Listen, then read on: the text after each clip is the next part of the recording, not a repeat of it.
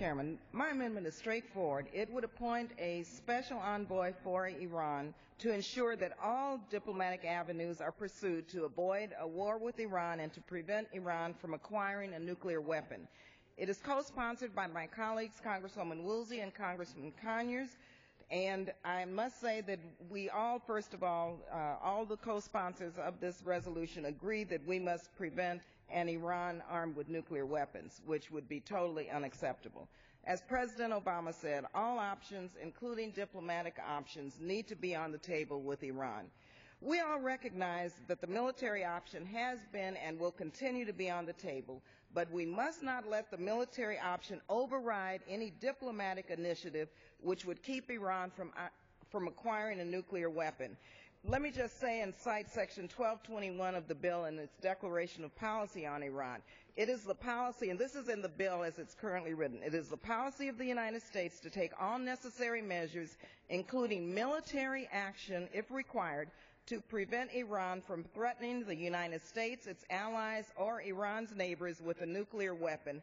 The bill also sets forth what it takes to require the military to prepare for war. So we all recognize that the military option in this bill is on the table. It's stated very clearly.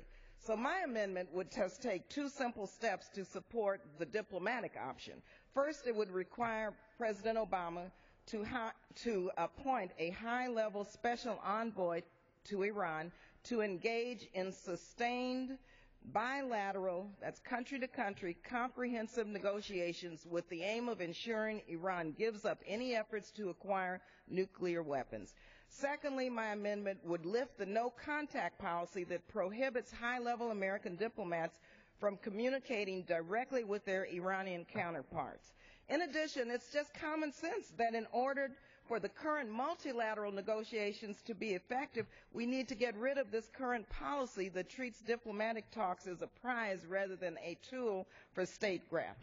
This bill, my amendment in no way undermines current multilateral negotiations. In fact, we need both. We need bilateral and multilateral negotiations. In fact, we're going to prevent Iran from acquiring a nuclear weapon. We can all agree that Iran armed with nuclear weapons really is unacceptable. Experts agree that at best an armed strike against Iran would set its nuclear program back 3 years while locking in Iran's determination to obtain nuclear weapons. So we're trying to do everything we can do. As one who's always supported non-proliferation, I understand what has taken place as it relates to the multilateral negotiations, but I think it's very important that we strengthen those with bilateral negotiations. I reserve the balance of my time.